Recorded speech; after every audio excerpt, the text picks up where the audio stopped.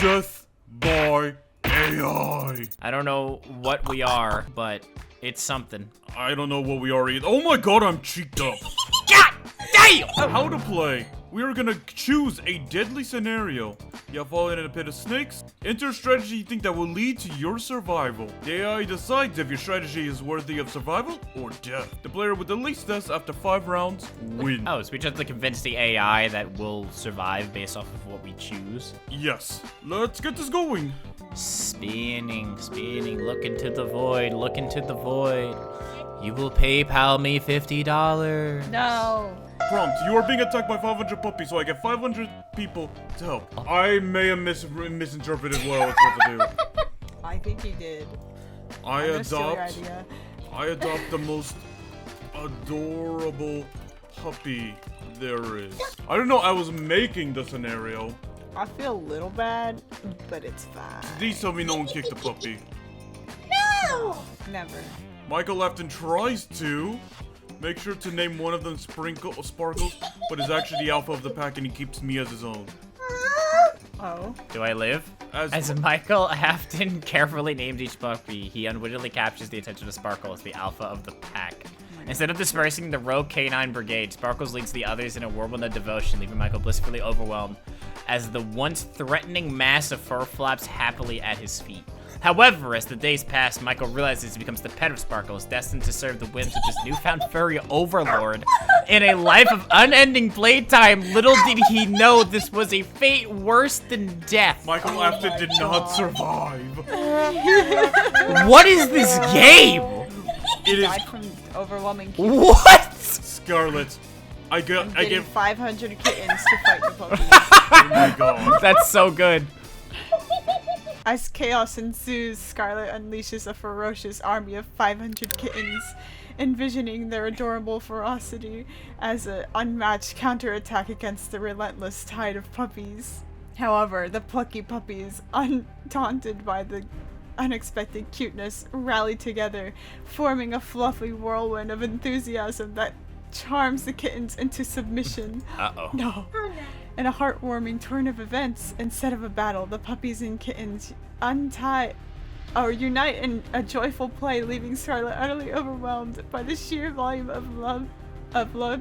Who knew cuteness could spell survival by sheer sweetness? You survived. You I survived. So you're telling me Sparkles. I use my magic to combine them into one giant puppy, and they will be my puppy and love me. Oh no. As Francine weaved her spell, a shimmering light enveloped the swarm, merging the 500 frenzied puppies into one colossal creature, a fluffy behemoth that towered over her with an exuberant wagging tail. However, the sheer magnitude of the newly formed giant puppy overwhelmed Francine as it leaped in excitement, accidentally knocking her off her feet and sending her tumbling into a nearby pond, splashing down in the midst of a company of yelping. While hundreds of puppies scamper off into the new home, the giant puppy now transformed the serene pond into a chaotic splash zone. Soggy Demise beneath the waves of joyful weather. Darn. I adopt the most adorable puppy there is in the group. As Freddy bent down to scoop the fluffiest, most irresistible puppy, a tornado, wiggly tails, and eager barks suddenly surround them, making it nearly impossible to focus. God, he's thick. With the heartwarming grin on their face and the love of 1,000 canines washing over them, Freddy discovered that while their intent to rescue just one adorable puppy was noble, the overwhelming cuteness led to adopt all 500 furry friends in a whirlwind of joy and chaos. In a heart-stopping moment of happiness, found themselves utterly consumed by puppy love, ultimately collapsing in a sea of wiggling bodies and forever embraced by the soft warmth of their newfound family. I survived! Wow. I like how I had the worst fate. Yeah, you really did. What? I got turned into a furry, underling. Oh. You get to make the scenario this time, Scarlett. So what's the scenario? You have stepped on the mine and it will detonate if you lift your foot. Absolutely easy. So dumb. What? What? What? What do you mean so dumb? You didn't even see what I wrote. I wrote something dumb. Same. I may have just thrown someone under the bus for this one. Not one of you guys, What? but... What do you mean? Not one of you guys. Funtime? Yeah, Funtime. How did you know, sweetie? Michael Afton tries to turn the mind into a shoe that I wear for the rest of my days. So simple. With a bold and eccentric flair, Michael Afton squats down to examine the mind, envisioning a future where it serves as a quirky fashion statement. As he expertly dabbles with wires and explosives, with a dash of brilliance or folly, he manages to disarm the device just enough to transform it, but the mind unstable nature suddenly betrays. Makes sense. In a catastrophic twist, the shoe detonates in a flamboyant explosion of colors and chaos, leaving behind only memories and a lingering legend of the day Michael attempted to make a killer accessory. Michael Afton did not survive. Can I just live once? No, I'm apparently. going to simply use my magic to teleport. What? What? What? As Scarlett focused her energy, a shimmering portal flickered to life inches from her, offering tantalizing escape from the deadly mine beneath her foot. With a surge of determination, she leapt into the portal, feeling the rush of magic envelop her. But in a split second, the connection snapped, leaving her straddled in the liminal space as the mine erupted behind her. The explosive force consumed her in an echoing silence. The chaotic beauty of the magic proved both her savior and her doom. Oh, God. You forgot to make an end destination. You just made a portal to a random place. Francine tries to. I stopped moving and wait for the bomb diffusal squad to save me. Wow, that's too real. As Francine freezes in place, the tension thickens in air just like fog. The minutes stretch into eternity, filled with a faint ticking of the mine beneath her foot. Just when hope began to flicker dimly, the distant sound of a sirens grew louder, and she knows that bomb diffusal squad is on their way. Yet, with a sudden deafening crack, the mine detonates, and Francine's gamble for her patience tragically ends in an explosive finale, leaving only a grim silence in the aftermath. Dang, they were just late. Dang. They were just late. Jeez. Oh man. Freddy tries to. I wait for Funtime Freddy and have him take my place with magic and leave him there and go enjoy my day away from his explosion. He has survived the worst is the thing. I know he can take this and be fine. As Freddy stands precariously over the mine, they conjured up Funtime Freddy, hoping that the magic would allow the animatronic to swap places. The fact that he knows that is an animatronic. To the horror, the spell fizzles out at the worst possible moment, leaving both Freddy and Funtime Freddy in a frantic dance of panic. The mine detonates with a spectacular explosion, showering the surroundings with confetti and scattered bits of circuitry. While the locals marvel at the unexpected pyrotechnics, Freddy learns the hard way that if trying to avoid responsibility can sometimes blow up in your face literally. Did any of us survive? No, No none of one us. lived. No one lived. That mine took everyone. Oh jeez. I'm actually scared of what Michael's making. Anyone else feeling nervous about that? A quarter is stuck to the floor with via gum. How do you get the quarter? How do you get the without it ending your life? What? Can't wait to die again. Scarlett tries to. Double Double it and leave it. That's so good. Scarlett, determined to avoid the sticky predicament, decides to double the quarter's mischief by expertly placing another coin next to it, hoping to lure in an unsuspecting victim. As the gum clings fiercely to the quarter, the curious passerby becomes intrigued by the gleaming duo and stoops down to examine them, unwittingly triggering a series of events that leads to a comically catastrophic fall. While Scarlett walks away unscathed, the bystanders slips and tangles themselves in a web of gum, leaving Scarlett with nothing but a smug grin as the chaos unfolds behind them, ensuring their survival in this sticky scenario. You lived. Unbelievable. Michael Afton tries to. I eat the quarter and the gum at the same time to avoid it ending me. That's unhealthy. It's fine. It's a risk I'm willing You're to gonna take. die from this. As Michael Afton lunges down to bite the quarter, determined to free it from its sticky prism, the gum surprisingly clings to his teeth, trapping them in the grotesque embrace. Oh, no. God. In a moment of sheer desperation, he begins to choke on the metal, the cold reality hitting him harder than the gum ever could. Ultimately, the taste of defeat is bitter as Michael's ambitious plan leads him in gasp for breath, the quarter never to jingle in his pocket, but instead to be the last sound of his misadventures. Michael Afton did not survive. I think I'm just finding new ways to die. You are. Yeah, you have not survived this. Tries to ask dad. That's so true.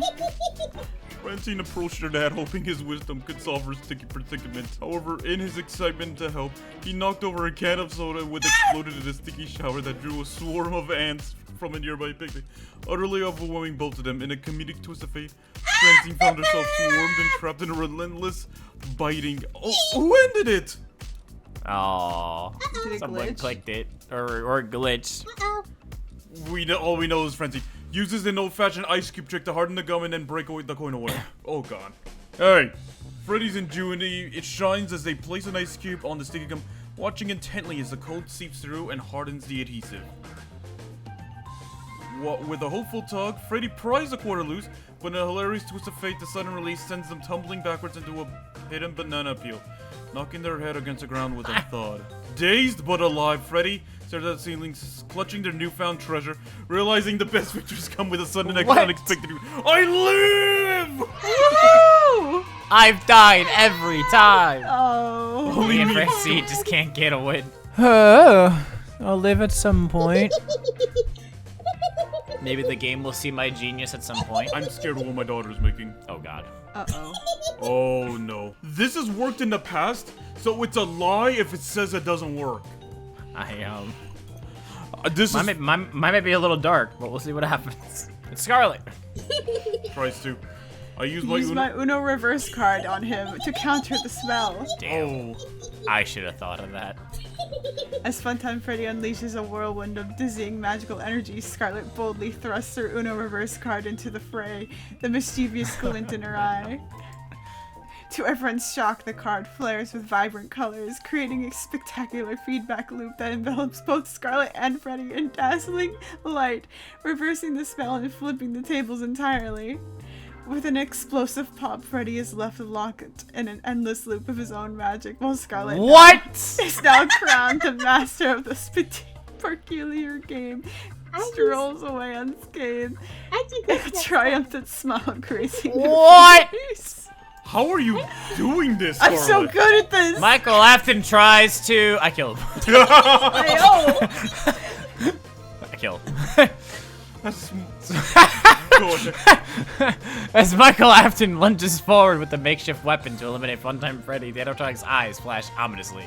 With a sinister chuckle, Freddy effortlessly dodges the attack, retaliating with the burst of magic that sends Michael spiraling into an alternate dimension filled with the nightmarish illusions.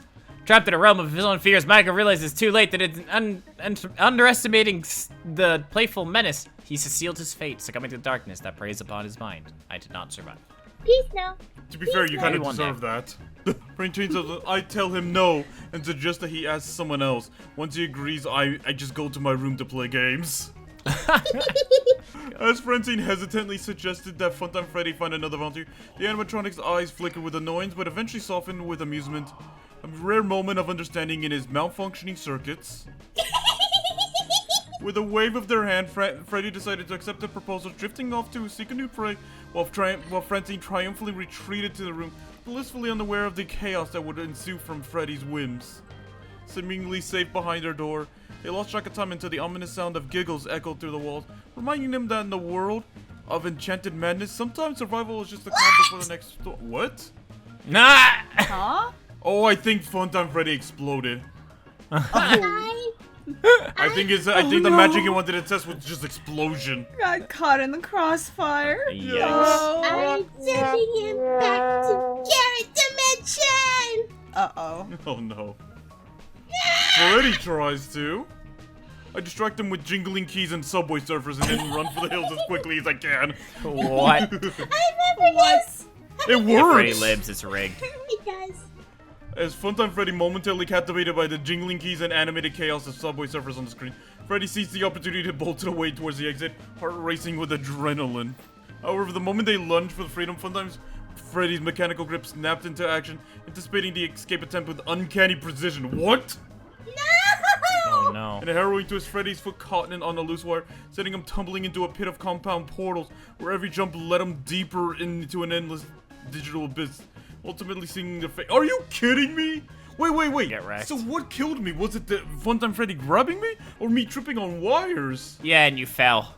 As he grabbed you, you fell. No. That's unfortunate. This one is throwing you both under the bus. What? What? What? Not you, Francine. Quick, Scarlett was mad at Michael and he blamed you for it. Wait, what? Help them make up or die. What? Scarlett tries to. I kick him. What? Why are you kicking me? In In a the flurry of restoration, Scarlett's foot connects squarely with Michael's knee, sending My him knee! stumbling backward with a yell. My knee! Instead of the satisfying confrontation she envisioned, Michael's attempt to regain his balance leads him to crash into a precarious stack of boxes, sending them tumbling down like a wooden avalanche. oh no. As Scarlett watches the chaotic scene unfold, she realizes that their rift has surprisingly turned into laughter. And in the moment of pure joy, she survives the tempest of anger, forging an unexpected bond in the ruins. What? How does that work out I'm for glad you? that you kicking me What made you happened? not mad. That's sweet. Michael Afton tries to. I told him to watch Billy with me, because Oh. it will make them happy. Billy. Yup. And if that doesn't work, then I'll scream. And quick Scarlett. He extends an olive branch by inviting her to watch an episode of Bluey. Bluey. To his surprise, Scarlett's lips curled into a hesitant smile as she reluctantly settled beside him. Their laughter slowly dissolved the animosity. Just as they reached the climax episode, Michael's phone buzzed, obviously with a warning. It was the fate. He realized too late that the real threat was not from her anger, but from a vengeful prank gone wrong. In the chaos, Michael met his end with a rogue balloon animal explosion. What the hell? You just can't. You're not allowed to live. You're just not allowed to live. What did I do wrong? Michael would hold me up and hope my cuteness would make Scarlett less mad. I offered to make her ice cream too. That's so true. This game just doesn't want me to live. It really doesn't. I did everything right. As Francine stood defiantly while Michael hosting her up like a contestant in a bizarre circus act, she flashed her most adorable smile at Scarlett, hoping to diffuse the tension with the sheer charm.